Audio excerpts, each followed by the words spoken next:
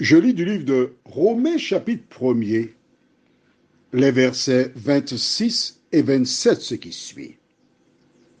C'est pourquoi Dieu les a livrés à des passions infâmes, car leurs femmes ont changé l'usage naturel en celui qui est contre nature.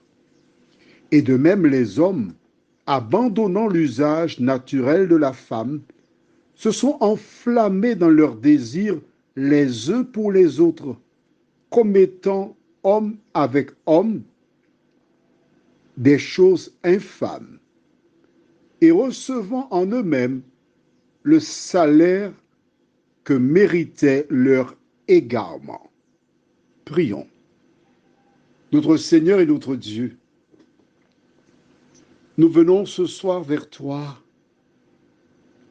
humblement afin de continuer de recevoir la parole qui sort.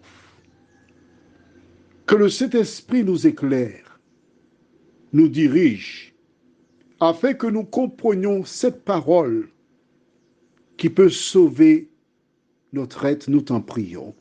Au nom de Jésus et pour ta gloire éternelle. Amen. Comment comprendre ces versets de la Bible?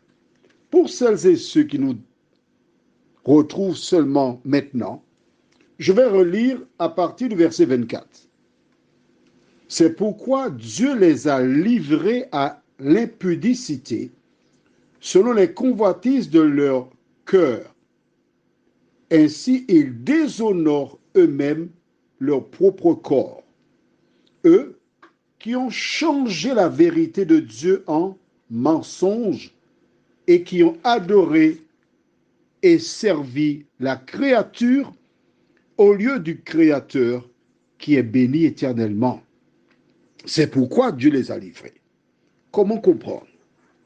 En fait, quand la Bible dit Dieu les a livrés, il faut bien comprendre que ce n'est pas Dieu qui a placé les gens dans cette situation. Ce sont les personnes qui ont fait leur choix. À l'origine, Adam a manqué de foi. Quand Ève mangea le fruit, il avait le choix entre croire que Dieu pouvait lui donner quelqu'un pour remplacer Ève et ainsi ne pas manger, ou préférant la créature, il rejeta l'ordre de Dieu et ainsi le péché est entré dans le monde. Alors, pourquoi la Bible dit-elle Dieu a livré? Il faut comprendre que Dieu ne livre pas les gens au mal. Ce sont les gens qui décident de faire le mal. En fait, rappelle-toi, nous avons déjà vu cela dans Deutéronome, chapitre 30 au verset 15. Dieu dit, vois, je mets aujourd'hui devant toi la vie et le bien, la mort et le mal. Chacun, nous sommes à une croisée. Nous devons faire des choix. Mais à partir du moment où tu mets la parole de Dieu à côté, tu déclares accepter le diable comme Dieu et comme maître. Tu déclares que tu préfères les ténèbres à la lumière.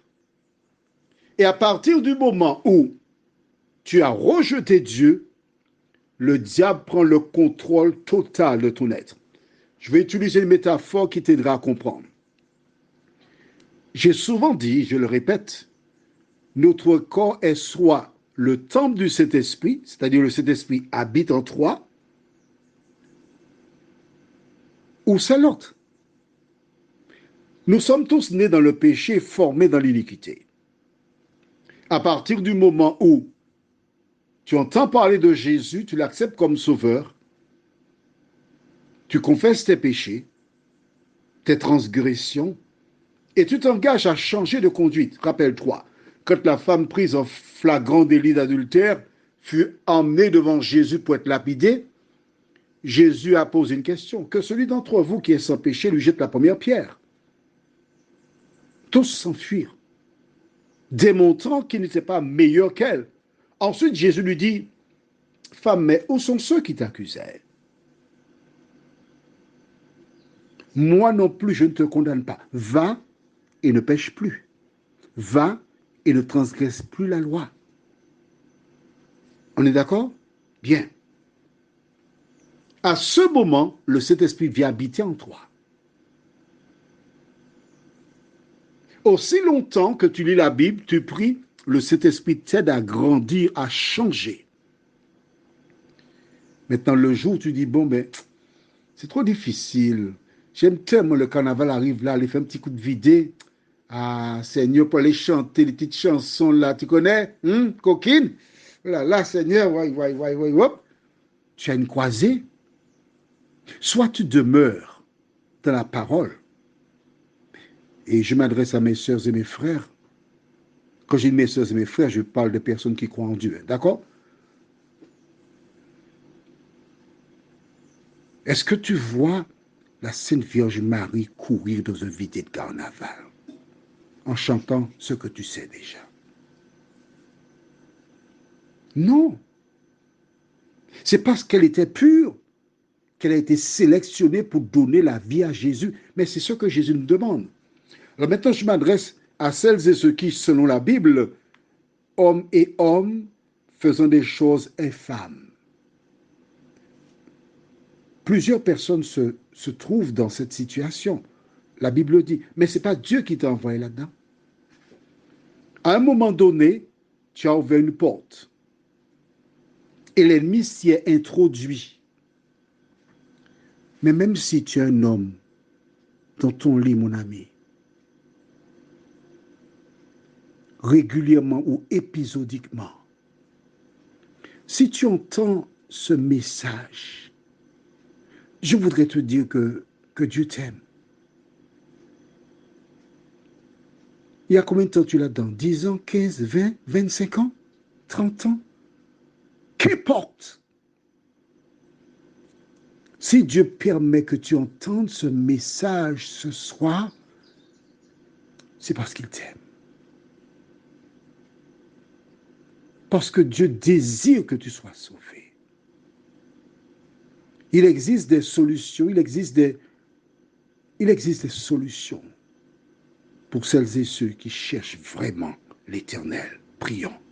Notre Seigneur, notre Dieu, la Bible déclare, là où le péché abonde, la grâce de Dieu surabonde. Pendant le ministère terrestre de Jésus, il attirait les gens de mauvaise vie, les publicains, toute espèce de personnes. Et il leur donna l'assurance qui peut changer des cœurs. Seigneur, je m'adresse à toutes celles qui sont des prostituées, qui sont femmes et femmes, hommes et hommes, pédos, inceste, etc. Je voudrais m'adresser à toi au nom du Seigneur. Tout ce que Dieu demande, ce n'est pas que tu meurs, mais que tu changes de conduite et que tu vives. Si tu voudrais en parler, envoie un message au 06 96 88 93 93. Nous parlerons, nous prierons. S'il faut que je vienne chez toi, qu'on puisse échanger, mais donne la main à Jésus. Seigneur, merci de visiter tes enfants au nom de Jésus. Amen. Je te souhaite une bonne nuit sous le regard de Dieu.